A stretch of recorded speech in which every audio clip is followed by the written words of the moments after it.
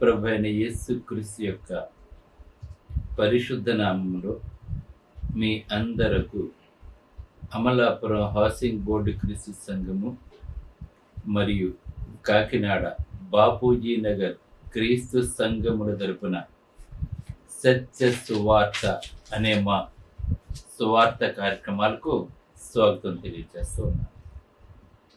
ఇవాళ ధ్యానాంశం ఏంటంటే కీర్తన గ్రంథము 26:8 యెహోవా నివాస మందిరమును నేను ప్రేమించుచున్నాను. ధ్యానాంశం. ప్రార్థన చేసుకుందాం. పరలోకమందున్న మా ప్రియ తండ్రి, పరిశుద్ధుడా, నీ పరిశుద్ధ నామమునకు స్తోత్రములు స్తుతులు తెలియజేస్తూ ఉన్నా తండ్రి.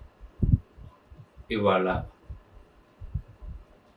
నీ యొక్క మందిరం యొక్క ప్రాధాన్యత గురించి తండ్రి వివరిస్తూ ఉండగా, నీ ఆవరణంలో గడిపితే తండ్రి ఎటువంటి కృపను తండ్రి మేము పొందుతామో వివరిస్తూ ఉండగా, నీవే నాతో ఉండి మాట్లాడమని వినయపూర్వకముగా యేసుక్రీస్తు యొక్క పరిశుద్ధ నామములో ఈ ప్రార్థన చేయుచున్నాను తండ్రి. ఆమేన్. ధ్యానాంశం ఏంటంటే, ఇక్కడ మనకి 26వ కీర్తన 8వ వచనంలో యెహోవా నివాస మందిరము అని మాట్లాడుతున్నాడు. అంటే దేవుడు ఎక్కడైతే ఉంటాడో ఆ ప్రదేశాన్ని దేవుని నివాస మందిరము అని మాట్లాడుతున్నాడు. ఈ వాక్యం చదివినప్పుడు మనం అనుకోవచ్చు, దేవుడు మందిరాల్లో మాత్రమే ఉంటాడా, ఇంకెక్కడా కూడా ఉండడా? అంటే ప్రపంచంలో ఎన్ని మందిరాలు ఉంటే అన్ని మందిరాల్లో ఉంటాడా? ఒకసారి మనం ఆలోచన చేసినట్లయితే, పాత నిబంధన కాలంలో ప్రత్యక్ష గుడారము ఒక్కటే ఉండేది.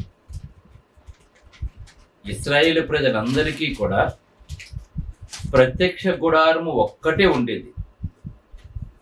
వేరువేరుగా ఇంకెక్కడా కూడా లేవండి.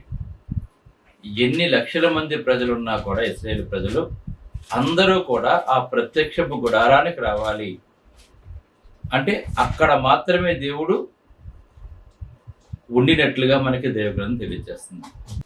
ఇప్పుడు ప్రపంచంలో అనేక మందిరాలు ఉన్నాయి. మరి అన్ని మందిరాల్లోనూ దేవుడు ఉంటున్నాడా అంటే, మనం ఎప్పుడైతే సమాజముగా కూడటానికి మనం అక్కడ కూడుకుని ఉంటామో అప్పుడు మన మధ్యన ఉంటాడండి ఆయన. అప్పుడు మాత్రమే మన మధ్యన ఉంటాడు. మనం వెళ్ళిపోయిన తర్వాత ఆ చర్చ్ బిల్డింగ్ కానీ లేదా మందిరము కానీ అక్కడ మరలా దేవుడు ఉండడు.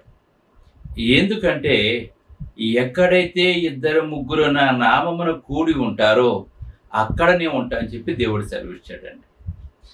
ప్రపంచంలో మనకి పగలైతే మరికొన్ని చోట్ల రాత్రి అవుతూ ఉంటుంది. కనుక ఎక్కడ మనం ఆరాధనకు కూడుకున్నా, ఏ స్థలంలో దేవుని గణపరచడానికి మనం కూడుకున్నా, ఆయన సర్వాంతర్యామి గనుక, ఆయన సర్వమును ఏలతున్నటువంటి వాడు గనుక, ఆయన ఆ ఆరాధన జరిగే చోటు ఆయన ఉంటాడు. ఇది ఇప్పుడు. కానీ అప్పట్లో అయితే ప్రపంచం అంతట్లో కూడా ఒకే ఒక ప్రత్యక్ష గుడారం ఉండేది కనుక అక్కడ నివాసం ఉంటున్నట్లుగా దేవుడు మనకి తెలియజేస్తున్నాడండి. అందుకే యెహోవా నీ నివాస మందిరమును అంటే అది కూడా ఇప్పుడు ప్రజలందరూ ఎప్పుడైతే కూడుకుంటారో, ధర్మశాస్త్ర ప్రకారంగా ఎవరైతే దేవుడు చెప్పినవి చేస్తారో అప్పుడు మాత్రమే దేవుడు అక్కడ ఉంటాడు. ఇక్కడ మనం తెలుసుకోవాల్సింది ఏంటంటే, ఏది ఏమైనప్పటికీ దేవుని నివాస మందిరము అని ఉంది కనుక మనం కూడుకున్న ప్రతిసారి కూడా దేవుడు అక్కడ ఉంటాడని చెప్పి దేవగ్రంథం మనకు తెలియజేస్తుంది. కనుక యెహోవా నీ నివాస మందిరమును, నీ తేజోమహిమను నిలుచు స్థలమును అంటే దేవుడు ఎక్కడైతే ఉంటాడో అక్కడ ఆయన తేజోమహిమ ఉంటుంది. దేవుడు ఎక్కడైతే ఉంటాడో అక్కడ ఆయన తేజోమహిమ నిలిచి ఉంటుంది. కనుక నేను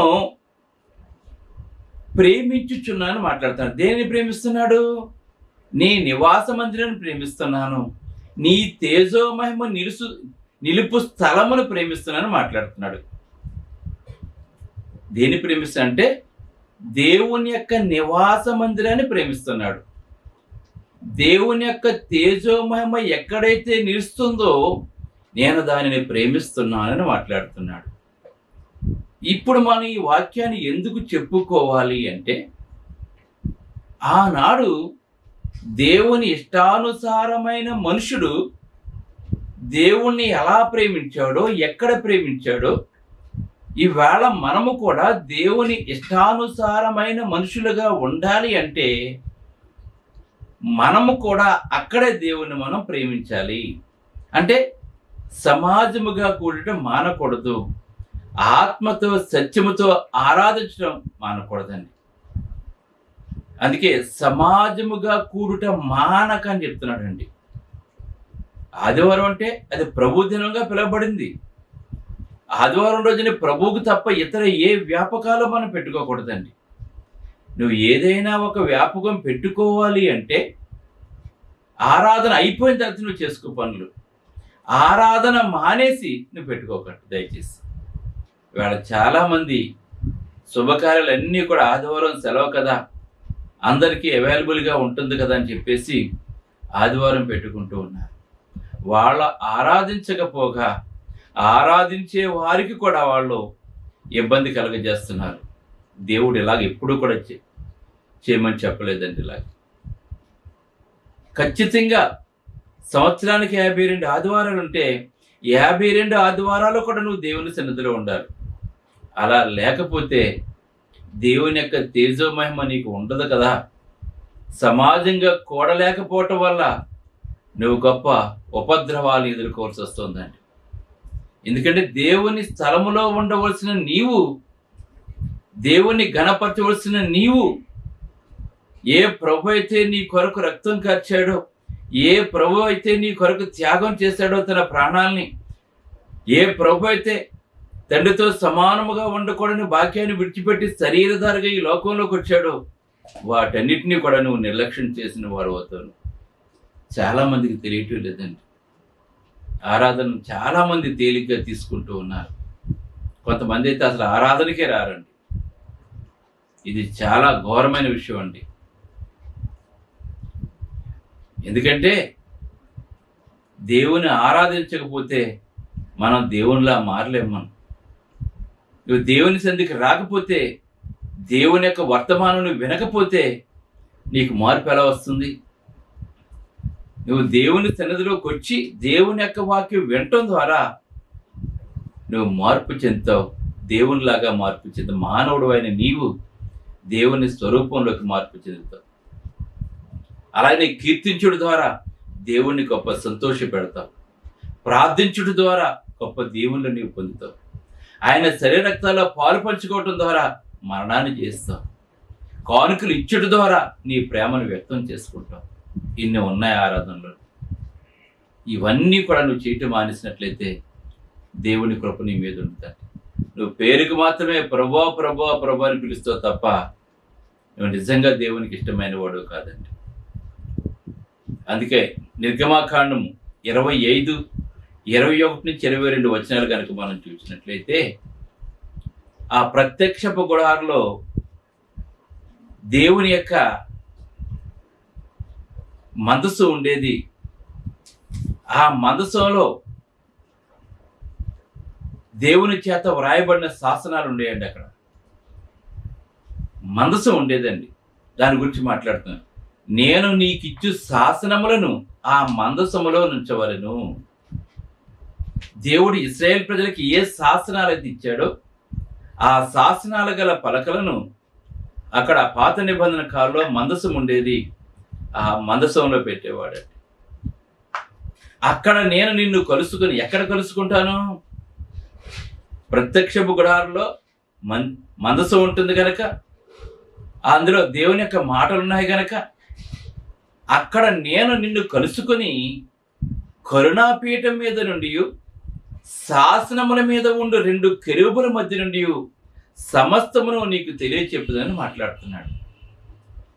ఇప్పుడు మన ఆరాధనలో కూడుకుంటున్నప్పుడు దేవుడు అక్కడ నుండి మనల్ని మాట్లాడు. ఎందుకంటే దేవుని మందిరములో నాటబడిన వారై అని మాట్లాడుతున్నాడు. కనుక మనం ఎప్పుడూ కూడా మనం కూడుకున్నప్పుడే అది దేవుని యొక్క నివాస స్థలము. మిగిలినప్పుడు దేవుని నివాస స్థలం కాదండి, ఖాళీగానే ఉంటుంది అది. అక్కడ మానవులు ఏంచాడు, దేవుడు ఉండడండి. ఆయన ఎక్కడైతే మానవులు కూడుకుని ఆయన గణపరుస్తున్నారో అక్కడ మాత్రమే దేవుడు ఉంటాడండి. అంతేకాకుండా అక్కడే సమస్తమును మనకు తెలియచేస్తాడు. దేవుని యొక్క లేఖనాలు వినటం ద్వారా నువ్వు సమస్తాన్ని తెలుసుకుంటావు అని చెప్పి ఇక్కడ తెలియచేస్తున్నాడు. దేవుని మందిరికి వెళ్ళకపోతే నువ్వు దేవుని సంబంధమైన విషయాలు నువ్వు తెలుసుకోలేవు. పాపం వైపు వెళ్ళిపోయే పరిస్థితి నీకు తటస్థించవచ్చు. గనుక సమాజంగా కుట్ట మానవద్దు. దేవుని నివాస మందిరంలోకి మనం అందరము కూడా వెళ్ళాలి. ఆయన ఆత్మతో సత్యంతో ఆరాధన చేయాలి. ఇప్పుడు అలాగే నిర్గమకాండము 40:34-30 చూసినట్లయితే, అప్పుడు మేఘము ప్రత్యక్ష గుడారమును కమ్మగా, అంటే చూడండి, దేవుని యొక్క మేఘము ప్రత్యక్షపు గుడారమును కమ్మగా యెహోవా తేజస్సు మందిరమును నింపిననుందండి. నువ్వు దేవుని సన్నిధిలో ఇప్పుడు ఉండటం ద్వారా ఏం చేస్తున్నావు అంటే నువ్వు దేవుని యొక్క తేజస్సుతో నింపబడతావు. ఆరాధించడం ద్వారా దేవుని యొక్క తేజస్సు, నీ ముఖము దేవుని యొక్క తేజస్సుతో నిండుతూ ఉంటుంది. సీనాయి కొండ మీద మోషే 40 దినాలు దేవునితో మాట్లాడినప్పుడు ఆయన క్రిందకు వచ్చేటప్పటికి ఆయన ముఖాన్ని చూడలేకపోయారండి. ఆయన ముఖము గొప్ప వెలుగుతో నింపబడిందండి, తేజస్సుతో నింపబడిందండి. ఇవాళ నువ్వు కూడా నీకు తెలియదు కానీ దేవుని యొక్క తేజస్సుతో నింపబడతావు. దేవుని యొక్క వాక్యము నీ నరములకు, కీళ్లకు, మూలుగుల్లోకి వెళ్ళిపోవటం ద్వారా నీవు తేజస్సుతో, దేవుని యొక్క తేజస్సుతో నింపబడతావు. ఆ మేఘము మందిరం మీద నిలుచుడి చేత మందిరము యెహోవా తేజస్సుతో నిండినని చెప్పి ఇక్కడ మనకు రాయబడుతుంది. ఇంకా 2వ కొరింథీయులకు 2వ దినవృత్తాంతములు 5:14 చూసినట్లయితే, అప్పుడు మేఘము యెహోవా మందిరం నిండా నిండెను, యెహోవా తేజస్సుతో దేవుని మందిరము నిండుకొనెనని మాట్లాడుతున్నాడండి. ఇక్కడ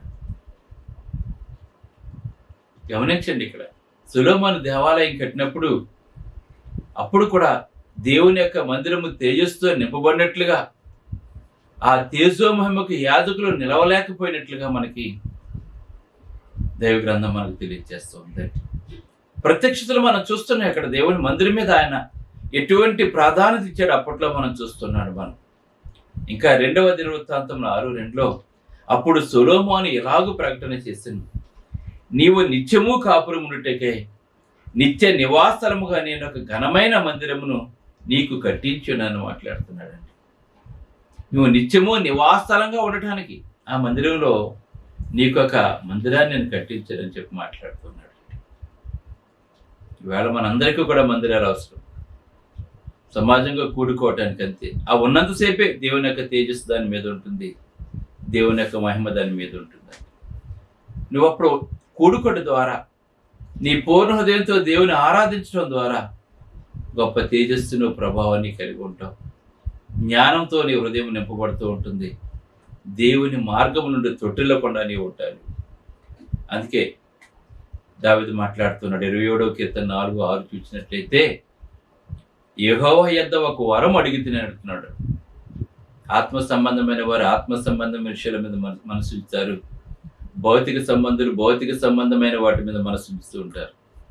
ఇక్కడ ఈయన దావీదు గారు ఎవరు మాట్లాడుతున్నారంటే, నేను దేవుని యొద్ద ఒక వరం అడిగాను. ఇప్పుడు దేవుడిని నువ్వేం అడుగుతున్నావు? ఈవేళ మనం అందరం కూడా ప్రార్థనలో దేన్ని అడుగుతున్నాము? మన అక్కల గురించి అడుగుతాం, మన సమస్యల గురించి అడుగుతాం మనం దేవుణ్ణి కదా. మన ఆరోగ్యాల గురించి అడుగుతాం మనం దేవుణ్ణి, మన కుటుంబాన్ని దీవించమని అడుగుతాం మనం. కానీ దావీదు దేవునికి ఎందుకు ఇష్టానుసారమైన మనుషుడు అయ్యాడంటే, ఆయన వాక్యాలు చదవటం ద్వారా మనం తెలుసుకుంటూ ఉంటాం. మనకులాగా ప్రార్థన చేసేవాడు కాదండి ఆయన. తన అక్కల గురించి చెప్పేవాడు కాదండి ఆయన.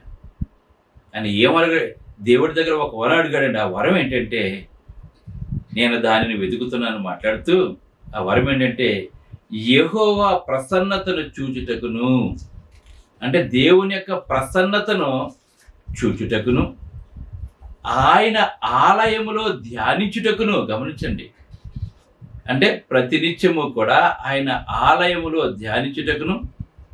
ఇంకా గొప్ప విషయం ఏంటంటే, గోల్డెన్ వర్డ్ ఏంటంటే, నా జీవితకాలం అంతయు నేను యెహోవా మందిరంలో నివసింపగోరుచున్నాను మాట్లాడుతున్నాడు. ఇది వరం అండి ఆయన అడిగింది. నా జీవితకాలం అంతా కూడా ప్రభువా నీ మందిరంలో నివసింప చేయమని చెప్పి మాట్లాడుతూ ఉన్నాడు. మనం ఎప్పుడైనా ఇలా అడుగుంటాం? మనం చిరకాలము కూడా ఈవేళ మందిరానికి రాలేని అనేక మంది పని ఉంటే వెళ్ళిపోవటం, పని లేకపోతే ఆరాధనకు రావటం, ఇటువంటి వారిగా మనం ఉండకూడదండి. అందుకే ఈ నా జీవితకాలం అంతే మనం కూడా ప్రభువా నా జీవితకాలం అంతే కూడా నేను యెహోవా మందిరంలో నివసింపుకొచ్చునని చెప్పి ఇటువంటి వరాన్ని దేవుని అడగండి. అది దేవునికి ఇష్టమైనది, ఇంపైన సువాసన గల ప్రార్థన. అటువంటి ప్రార్థన చేస్తే దేవుడు ఎంతో సంతోషిస్తూ ఉంటాడండి. అందుకే దావీదు దేవుని ఇష్టానుసారమైన మనుషుడు. ఇంకా మాట్లాడుతున్నాడు, తెలుపుము నా అంతం ఎంతో, తెలుపుము నేను ఎంత అల్పుడునని మాట్లాడుతున్నాడు. నా తల్లి గర్భమందు నన్ను నిర్మించిన వాడు నువ్వే అని మాట్లాడుతున్నాడండి. దేవుడు మనల్ని కలగజేశాడు. ఎందుకు కలగజేశాడు? ఆయన కృపామహిమకు కీర్తి కలగచేయమని. ఎప్పుడు కూడా మనము కూడా దేవుని యొక్క రూపంలోకి మారాలి. దేవుని యొక్క తేజస్సు, దేవుని యొక్క ప్రభావాన్ని మనం కలిగి ఉండాలి. అందుకే కీర్తన 63:2-3 చూసినట్లయితే, నీ బలమును నీ ప్రభావమును చూడవలనని పరిశుద్ధాలయమందు నేను ఎంతో ఆశతో కనిపెట్టుకున్నానని మాట్లాడుతున్నాడు. ఎక్కడ కనిపెట్టుకుంటున్నాడండి అతను? నీ బలమును నీ ప్రభావమును చూడవలనని పరిశుద్ధాలయమందు నేను ఎంతో ఆశతో కనిపెట్టుకుని ఉన్నాను. నీ కృప జీవము కంటే ఉత్తమము, నా పెదవులు నిన్ను స్తుతించినని మాట్లాడుతున్నాడు. మన పెదాలు ఎప్పుడు కూడా దేవుని స్తుతించాలి. దేవుని కృప జీవము కంటే ఉత్తమం అని చెప్పి మాట్లాడుతున్నాడు. మనం క్షేమకరంగా జీవించాలి అంటే దేవుని కృప మనకు ఉండాలి. అందుకే నీ కృప జీవము కంటే ఉత్తమము, నా పెదవులు నిన్ను స్తుతించినని మాట్లాడుతున్నాడు. ఇంకా 84వ కీర్తన 1-2 చూసినట్లయితే, సైన్యములకు అధిపతి యెహోవా, నీ నివాస స్థలములు ఎంత రమ్యములు, దేవుని యొక్క నివాస స్థలాలు ఎంత రమ్యములు. యెహోవా మందిరావరణము చూడవాలని నా ప్రాణమును ఎంతో ఆశపడుచున్నది, అది సొమ్ముసిల్లుచున్నది. చూసారా, ఆదివారం వచ్చినప్పటికీ ఆరాధనకు వెళ్ళాలని తహతహలాడిపోతుంటుంది దేవుని ప్రేమించే వరకు మనసు. నువ్వు రావట్లేదంటే, నీకు ఇటువంటి ఆలోచన లేదంటే నువ్వు దేవుని ప్రేమించట్లేదు లెక్కను. అందుకే యెహోవా మందిరావరణము చూడవాలని నా ప్రాణము ఎంతో ఆశపడుచున్నది, అది సొమ్ముసిల్లుచున్నది. జీవము గల దేవుని దర్శించుటకు నా హృదయమును నా శరీరమును ఆనందముతో కేకలు వేయించిందని మాట్లాడుతున్నాడు. దేవుని మందిరానికి వెళ్ళడానికి మన శరీరము మన హృదయము ఆనందంతో కేకలు వేయాలండి. ఆ సన్నిధంలో ఉన్న గొప్ప మాధుర్యాన్ని మనం పొందాలి. అది దేవునితో అటాచ్మెంట్ కలిగి ఉన్నవాడు మాత్రమే ఈ పని చేయగలడు. కానీ దేవునికి దూరంగా ఉన్న హృదయాలు ఇటువంటివి ఏమీ కూడా వాళ్ళకు ఉండవండి. ఇంకా 84 కీర్తన 10వ వచనం చూసినట్లయితే, నీ ఆవరణములో ఒక దినము గడుపుట 1000 దినముల కంటే శ్రేష్టము, భక్తిహీనుల గుడారంలో నివసించడం కంటే నా దేవుని మందిర ద్వారమునద్దు నుండి నాకు ఇష్టమని చెప్తున్నాడు అంటే దేవుడు. కనుక దేవుని మందిరంలో ఉంటాయి నాకు ఇష్టం అని మాట్లాడుతాను. అందుకే దావీదు దేవుని ఇష్టానుసారమైన మనిషి చేయడు. కానీ ఇప్పుడైతే మనం భౌతికమైన ఆలయం, అది మనకు ఒరిజినల్గా లేకపోయినా కూడా, ఒక అరుగు మీద కూడుకున్నా, ఒక గదిలో కూడుకున్నా, ఒక రెంటెడ్ దాంట్లో మనం కూడుకున్నా కూడా అది దేవుని నివాస స్థలమే అవుతూ ఉంటుందండి. అది ప్రారంభ సంఘాలన్నీ కూడా ఒక ఇంట్లో ప్రారంభించబడినవండి ప్రారంభములన్నీ కూడా. కనుక ఇప్పుడైతే నీ హృదయమే ఆలయమే ఉన్నదని, నీ హృదయంలోనే ఉంటానని మీరు ఎరుగనని మాట్లాడుతున్నాడు. అంతేకాకుండా పేతురు రాసిన పత్రిక ఏమని మాట్లాడుతుందంటే, క్రీస్తు యేసే మూలరాయి ఉండగా ప్రవక్తలు అపోస్తులు వేసిన పునాది మీద మనము సజీవమైన రాళ్ళగా కట్టబడి ఉన్నామని మాట్లాడుతున్నాడు. ఇప్పుడు ఆత్మ సంబంధమైన మందిరంగా రక్షించబడిన వారు అందరూ కలిస్తే అది ఆత్మ సంబంధమైన మందిరం అని చెప్పి దేవుడు మాట్లాడుతూ ఉన్నాడు. కనుక మనమందరము కూడా దేవుని యొక్క మందిర నివాసాలలో జీవిద్దాం, దేవునితో జీవిద్దాం, దేవునికి ఇష్టలుగా జీవిద్దాం, దేవుని యొక్క తేజస్సు ప్రభావాల్ని కలిగి ఉందాం. ఆ మందిరంలో ఆయనలో ఉన్న సంతోషాన్ని మనం కూడా పొంది చిరకాలము కూడా దేవుని మందిరంలో నివసిద్దాం. ఈ దావీదు ఎలా అంటున్నాడు, చిరకాలము నీ మందిరంలో నివసింపజేద్దాన్ని మాట్లాడుతున్నాడు. నేను ఒక వరం కోరుకుంటున్నాను చెప్పి మాట్లాడుతున్నాను. కనుక మనమందరము కూడా ప్రతి ఆదివారము సమాజంగా కూడుకుని ఆత్మతో సత్యంతో ఆరాధిస్తూ ప్రార్థన, కీర్తన, వాక్యము, రొట్టె విచ్చుట, కానుకలు 5 ఆజ్ఞలు ఆచరించి దేవుని ఇష్టలుగా ఉందాం, దేవుని గణపరుద్దాం. ఆయన యొక్క గొప్ప దీవెనలు మనం అందరము కూడా పొందాం. ప్రార్థన చేసుకుందాం. పరలోకమందున్న మా ప్రియ తండ్రి, పరిశుద్ధుడా నీ పరిశుద్ధ నామమునకు స్తోత్రాలు తండ్రి. నీ నివాస మందిరము అది ఎంత గొప్పదో తండ్రి ఇవాళ మేము తెలుసుకున్నాం తండ్రి. నా ప్రాణము శరీరము ఎంతో ఆశపడుతున్న దేవుని మందిరానికి ఎలా మాట్లాడుతున్నాడు. ప్రతి ఒక్కరూ కూడా ఎలా ఉండాలి, ప్రతి క్రైస్తవుడు మనసు కూడా శరీరము కూడా ఎలా ఉండాలి తండ్రి. అప్పుడే నిజమైన ఆరాధన జరుగుతుంది. ఆ ఆరాధన బట్టి నువ్వు సంతోషిస్తావు తండ్రి. కనుక మేమందరం అటువంటి వారిగా చేయమని యేసు క్రీస్తు నామములో ప్రార్థన చేయించున్నాం తండ్రి. ఆమేన్. మీ అందరికీ వందనములు. బ్రదర్ జార్జ్ రాజు వారా, church of Christ, housing board, Amalapuram, near KIMS medical college, Konaseema district, 533201. Mobile number 9848730355, 92933174887. Email ID georgerajuvara@gmail.com. Website www.helpingforpoor.com.